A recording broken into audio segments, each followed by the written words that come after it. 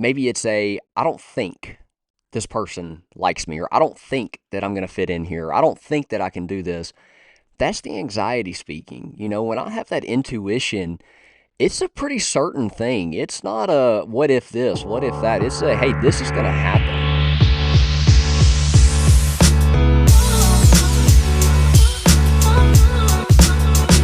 Hello, everybody, and welcome to episode 7 of Built Not Given. Today, I've got something to talk about, and it took me a minute to kind of put this one together because truthfully, I was a little scared to do it. It was not something that I was looking forward to it, but it was not something that I was quite ready to do. But I had something put on my heart this week, and I needed to do it. So, let's get into it. It's going to be about anxiety, and this is the cure. This is anxiety's not real. It's nothing like that because anxiety is real and it affects pretty much everybody that walks this earth. Some people are blessed not to have it. Unfortunately, I am not one of those. I have dealt with it my entire life. Um, Different seasons, different things. Sometimes it's easier, sometimes it's harder. Some days are good, some days are bad, and sometimes you just feel like your whole world's falling in on you. And that's kind of what I want to get into today. And I want this episode to, one, hit home, and two, help you understand that this is normal. This is not something that you're going through and nobody else is. Everybody is in the same shoes as you. This is something everybody has in common. So let's get into it. I'm not I'm not going to tell you what your anxiety feels like because that's something that you do. That's something that you know, but I do want to tell you what mine feels like. Mine can be racing thoughts. It can be that physical paralysis or freeze mode that where I don't feel like I can do anything and I can't move. It's restlessness, overthinking, and overall constant background noise. That noise that never goes away. The one that says, "What if this? What if that?" And that's my experience with anxiety. And obviously yours is going to be different, or maybe it's the same. And if it's the same, it sucks, and I feel for you. I really do. And it's not that I'm panicking. It's more or less like hey, what if this happens? This is kind of scary. What if? And it's always there. It's never, it's always there. Some days are obviously louder than others, but it is always there. It's always in the back of your mind. It's always in the back of my mind of like, what if, what if, what if? And I think that's the thing. Anxiety is a what if for me. Maybe it's I don't think this person likes me, or I don't think that I'm going to fit in here. I don't think that I can do this. That's the anxiety speaking. When I have that intuition, it's a pretty certain thing. It's not a what if this, what if that. It's a hey, this is going to happen. And I know some people deal with the anxiety of everything feels like it's intuition, and I do really feel for you, but I feel along with that, I do feel that a lot of the stuff we're going to talk about today is going to help, even if it is that always this is going to happen. But for me, when anxiety is really bad, it's when the silence is happening, or it's when I'm have downtime. Overthink relationships with people, whether that be clients, whether that be family members, whether that be whatever. I overthink everything. I analyze it to an extent to where it gets to the point that I've thought about every single scenario and every single outcome, and that is an overwhelming feeling. And with that overwhelming sense of feeling out of control shows up. And when that happens is when it really gets bad. It's not when things are in my control, I feel fine. I feel good. But when they're out of my control, it gets a little rough. And it's not when things are going bad for me either. Um because truthfully, I expect things to go bad a lot of the time. Because that's the anxiety that's working. That's the anxiety that I have. I just expect bad things to happen. But when things are going good, that's when it gets really bad. That's when the overthinking and all everything comes into play because what do you mean it's going good? When's the next bad thing going to happen? And that's something that I have dealt with for a long time, for as long as I can remember. And like I've mentioned, hopefully this episode can kind of help you understand that you're not alone. This is not teaching. I'm not trying to tell you that your anxiety's this or your anxiety's that, because like I mentioned, everybody's different. Everybody feels different things. And we'll get back on the topic of the anxiety versus the intuition. I've definitely mixed up the two. No doubt. I have definitely made decisions thinking that it was the intuition when in reality it was the anxiety, and those decisions are never really good.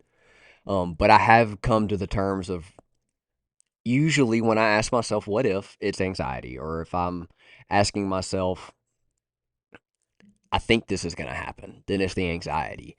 For me, my intuition feels calm. There's a sense of calmness that comes over me when I do have that intuition. That's the anxiety just doesn't give me. The anxiety is the heart racing, the thoughts, the overthinking. The intuition is pretty set thing. When I have that, I don't think about all the different outcomes. It's a, hey, this is definitely going to happen. And that's when I realized, okay, maybe it's the intuition. So maybe I should stop for a second, make that decision clearly. Anxiety cannot allow me to do that. So very grateful that I have been able to learn how to differentiate between the two to a certain extent, and I really think that you can too. Of finding what your anxiety triggers are. Maybe it is that you're asking yourself, "What if?" or "I think." Maybe those two little sayings are what kicks off the anxiety. And maybe if you recognize that, then you'll have a better, kind of like me, have a better understanding of when it is anxiety and when it's a gut feeling or an intuition. And for me, I don't, when the anxiety comes, I don't try to control people. Like I mentioned, I it comes when I feel out of control. And when I try to gain that control back, which is not something that I believe you should do because some things are out of our control. I don't try to control people. I try to control outcomes. And it's more or less trying to put responsibility back on me. Because when I feel that other people have responsibility over my life, I am not comfortable. I would rather be the one that's has full responsibility for my day-to-day actions. I do believe that you are, but there's a certain extent to where other people do have certain, they can affect it. And for me, that is one something that I struggle with. I want full responsibility of my life, and it's not about my ego. It's not about anything like that. It's about gaining that control back. And I know that this is weird for a guy to be saying this, and I want to make it very clear that if you are a guy listening to this, it's fine, man. It really is. Everybody deals with this. This is normal. The silence that you deal with doesn't need to be. You don't have to do it in silence. You don't have to be quiet about it. I feel like that's something that people threaten guys with, like, oh, they're supposed to be masculine, and we can be. I'm not saying that we don't need to have a certain level of self control, but I do believe it's okay to talk about things. I do believe it's okay to admit that, hey, sometimes I do get anxious. Sometimes I do overthink. Sometimes that I do feel out of control and I freak out and I don't know what to do. Because that's normal. And it's normal for you to feel that way. And for me, going through middle school and high school, I was always acting out because, one, that took the attention off of me, so to speak, and onto what I'm doing. When you're sitting in a classroom and you're the center of attention, it can be very exciting. It can be very, but it can also be very scary. And for me, 9 times out of 10, it was scary. So I took the funny jokes, the wit, the humor. That's what I used to deflect that attention off of me and onto the things that I can do. And for me, that was a way to hide the fact that I struggle with anxiety. And I feel like as guys, we do that a lot. As guys, we try to find things, personality traits that we can use to hide away from the fact that we do feel things and that we are affected. We do overthink conversations. We overthink relationships. We send ourselves down rabbit holes that we just can't find our way out of. And it's a hard thing to admit as a guy, too, because social media sells this strength, but they don't show the reality. Because what it takes to get that strength is those lonely nights, those times that you're overthinking, those times that you have no control over anything around you and you feel lost. Accepting that that is a part of you and that is a growing phase, it doesn't weaken you. If anything, it actually strengthens you. Um, when you understand that everybody around you is going through very similar things, it might not be the same. You might have something going on in your life that somebody else obviously does not have going on in theirs. But at the same time, the anxiety you feel and the fear that you have, somebody else shares that. Somebody else has that too. And if anything, that can help you understand people better. That can help you understand the quiet kid in class, or that can help you understand the guy that doesn't talk much, that stands in the corner. That can help you understand the loudest in the room too, because 9 times out of 10, the loudest people in the room are the ones that are the most anxiety ridden. I know several people in my life that have a life that's portrayed as successful, a life that most people strive to get and think that if I get that life, things will be easier. Truth is, it doesn't, because life life is a tangible thing, and you can't just gain access to no anxiety. It has to be something that you come to terms with for yourself, and maybe it's one of those things you come to terms with that, hey, this is a part of me. This is going to be a part of me for the coming future. I had to come to that realization as well here recently with something that a part of me that I don't like is actually going to be a part of me for the coming future. And accepting that really opened my eyes to a different world, because for the longest time I felt that I had to fix everything about me. I had to fix all the bad traits. I had to have nothing but good. When Eve ate the apple, sin came into the world. Or I say apple, that's what I call the forbidden fruit. But ever since then, the evil has always been here. And anxiety is evil because it talks you off of good things. It talks you away from the things that you know you need to do. And go down a rabbit hole, but like everybody deals with this. Everybody deals with the overwhelming thoughts. And for me, I had to accept it. I had to accept that it's a part of me. I had to accept it for the coming future. This is going to be a part of me. This is going to be something that I deal with on a day to day basis. And that's okay, because the cost of not accepting it is much higher than the cost of learning how to live with it. You know, when I sat around and I tried to deny that I didn't feel this way, I couldn't sleep. I couldn't really eat as well either. My focus was not what it should have been. But the biggest cost that I had was the relationships that I was in, because I couldn't even deal with myself. Better yet, somebody else. I couldn't I couldn't give other people what they needed because I couldn't give myself that. But instead of accepting that, hey, maybe I should learn, right? Instead of accepting that, hey, maybe I should learn how to deal with this, I just blew it up, right? I think we've all done that in the past. We've felt so overwhelmed that we just blow something up. And I think that for me, that was a control thing. I figured that if I blew something up, I was in control. It was my decision, it was not theirs. I took the ability for them to show me that that's not the case and that I was just overthinking out of their hands, because I made that decision for them by blowing it up.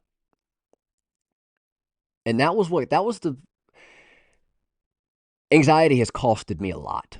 Anxiety, depression costed me a lot of relationships, a lot of things. But the biggest part was I lost myself because I didn't understand why. I didn't understand why I had it. I didn't understand why. I always asked myself, why me? Why me? Why me? And I reframed that to why not me?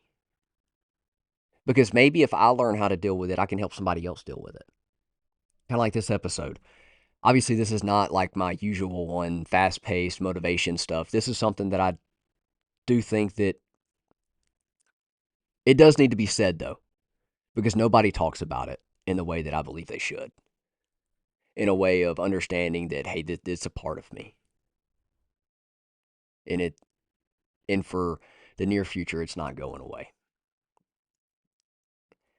But now I kind of want to talk about what has helped me, because truthfully, I've talked about how it's affected me. I've talked about how it's shown up in my life. But now I want to talk about what's actually helped me. Because I do believe that I have made a lot of progress when it comes to the anxiety, the depression, and all those things. One, it was accepting it. It was accepting that this was a part of me. And I learned how to feel, instead of cutting off all of my emotions, I learned how to feel them. I learned how to sit in them. I learned how to understand why I feel the way that I do. And maybe it's because I think that this outcome's going to happen because it's happened in the past.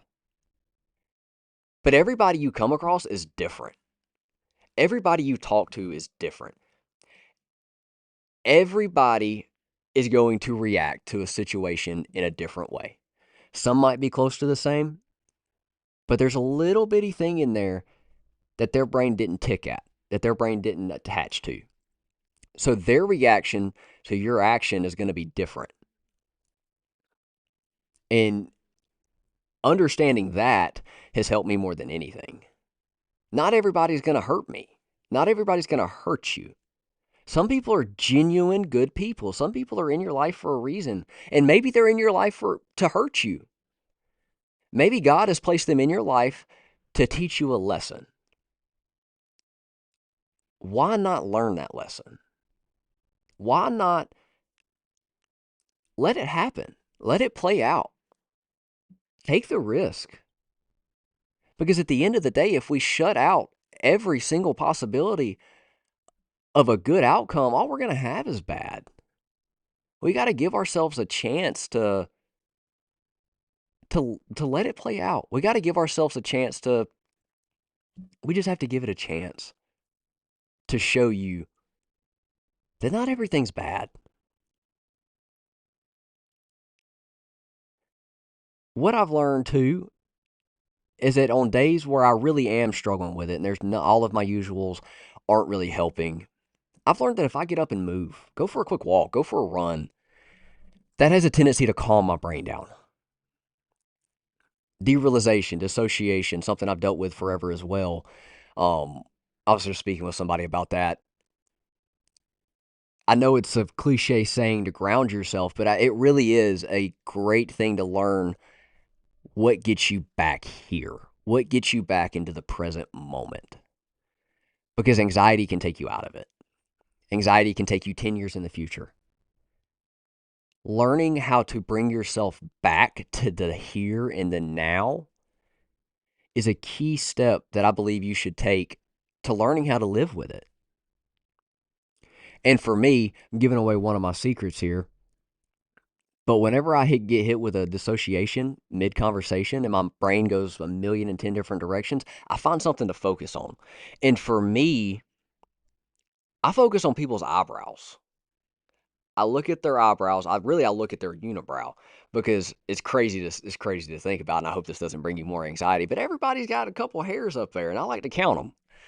Mid-conversation, and granted, I'm not listening to what they're saying, but in my opinion, getting back into the conversation is more important than hearing what they're saying. So I count their eyebrows or their unibrow. I count how many hairs they have out of place. And for me, I've got a ton. I've got a lot that are out of place. It's a bad habit. I don't cut it. Every time I think about it, I forget about it. But that's something that I do. I look at their unibrow and I count their hairs, and that brings me back into the present moment, the here and the now. So maybe try that next time something happens, or maybe when anxiety hits you. But again, I understand. I hope you didn't come into this episode thinking that you were going to find a cure for you, because that's not what this was about. What this episode was about was showing you that, for one, I see you and I feel you, and you're not alone. You're not broken. The way that you feel right now is completely normal. And whether or not the person beside you is going to admit it, they feel it too.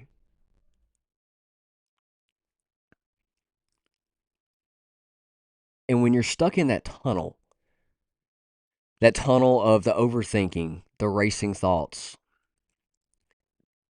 the tunnel that you feel you can't get out of, I encourage you to start walking one step at a time. one action at a time, one day at a time. And sooner or later, you're going to look back and realize that that tunnel wasn't real. That tunnel was made up. It was a tunnel that you put yourself in with your negative thoughts. Peace isn't handed to you, it's built day after day, week after week. It's not something you're going to wake up with one day, and it's not something you can buy. It's something that you have to build for yourself. And that's what this is about. It's about built, not given. It's about building the life that you want and building the future that your family can enjoy, or you can enjoy if you don't want a family. But with that being said, if you found anything in this episode helpful, I would love for you to share it. Share the show. There's going to be a link in the description you can share with somebody. It's going to have everything in real estate with me, and it's going to have as well as a place to listen to the podcast. Reach out to me. Like I said, you're not alone. I see you, I feel you, and you're not broken. I'll see y'all next week.